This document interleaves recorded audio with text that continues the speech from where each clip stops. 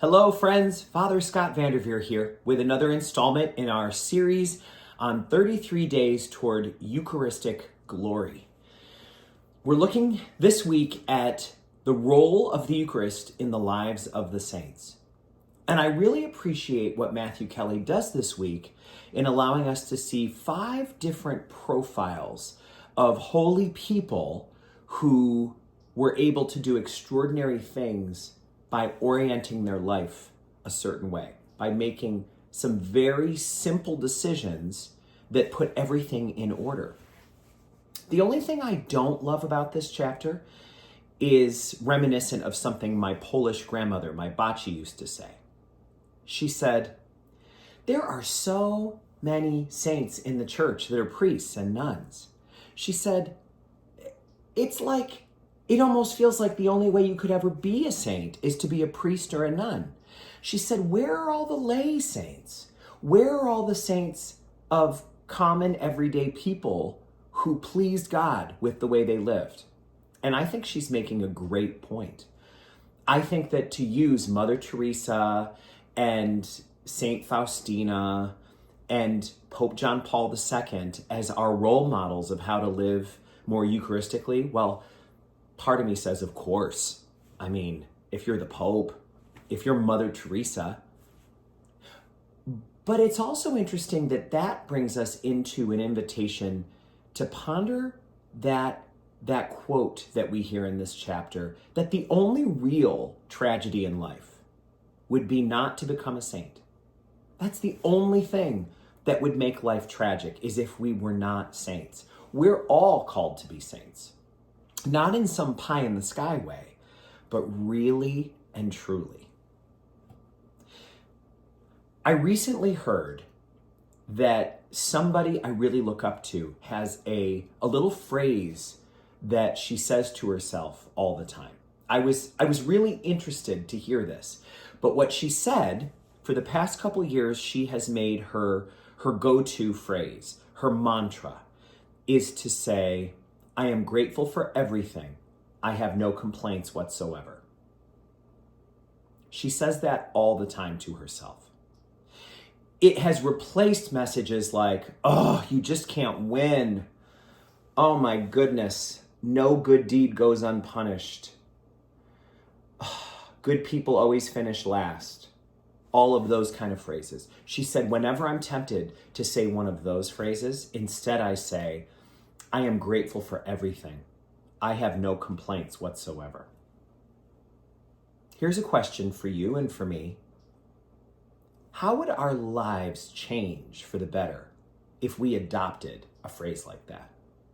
How would we have a better, happier, more fulfilling life if that is the way we spoke? That is the question that Matthew Kelly asks us when it comes to praying for 1 hour a day. He says, what would happen in your life were you to begin praying 1 hour a day? And then he says something I really love and appreciate. He said, please don't dismiss this question. Wow, he's really calling us to task. Please, please, don't just dismiss this. Don't just chalk this up to, yeah, well, if I were Mother Teresa. No, he says, really, what would happen in your life if you were to pray 1 hour a day? Maybe an hour in the morning, maybe 1 hour in the morning, and then later at night you could split it up, maybe half an hour and half an hour.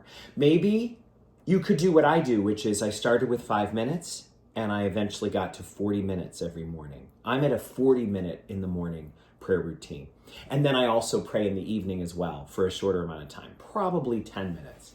So he's challenging me. What if I were to bring my 50 minutes up a day to an hour? What if I took an extra 10 minutes? How would my life improve? My life has been revolutionized by 40 minutes. How might it be impacted by an extra 10? He says, don't be quick to dismiss this question. And you and I know that the reason we're quick to dismiss it is because it's so powerful. There's other questions like that too. If I were to say I love you to my spouse every day before I left for work or before I left the home, and every evening before bed, if I were to say I love you to my spouse, what would change in our marriage? Maybe you're part of a marriage that already includes that kind of a ritual, but what a question. If I were to say I love you every day to my spouse, what would change? If I were to give 10% of my income to charity, what would change in my life? How would blessings flow differently in my life if I were to do that? Many of you know that St. Mary's is using the 5 weeks of Lent to give money to the Wait House, a local nonprofit agency that provides shelter to homeless teenagers, as well as resources for people that are having a hard time with teenagers at home. It's meant to be a way that teens can get resources to help them stay in families that are healthy and get out of situations that are scary and dangerous. You know that's going to change our parish to do that. Not only is it having a big impact on the Wait House, you know that is going to change the way our parish experiences life. You know that when you do something like that, the results will be unmistakable. So how interesting that Matthew Kelly says, don't dismiss this so quickly. Don't dismiss the simple ways that your marriage could improve, the simple shift that could allow your finances to flow more judiciously and abundantly. Don't dismiss the phrase you could tell yourself that would help you let go of years of caked on negativity and stinking thinking, as they say.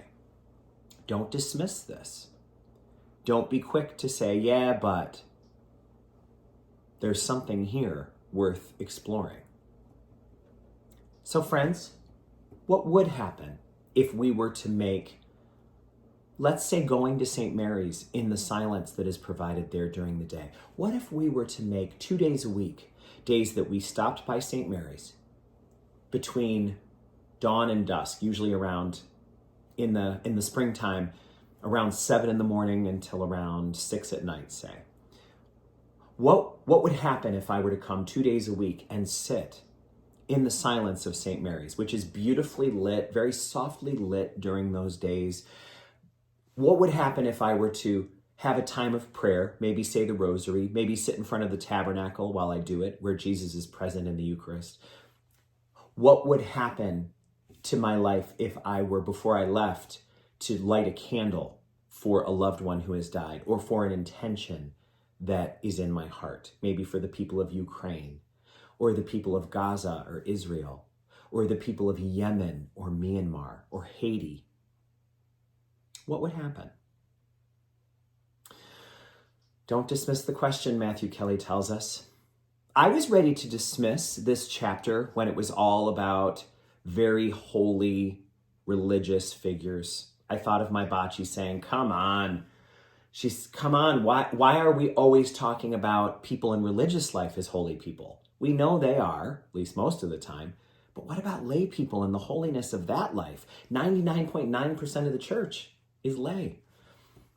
So I was ready to dismiss his question, but he asks us not to. And I think now we can all see why. May God bless us as we endeavor to figure out what is God inviting us to shift in our life this Lent. And may God bless us as we continue pondering the role of the Eucharist in our consecrated lives. May God bless you all.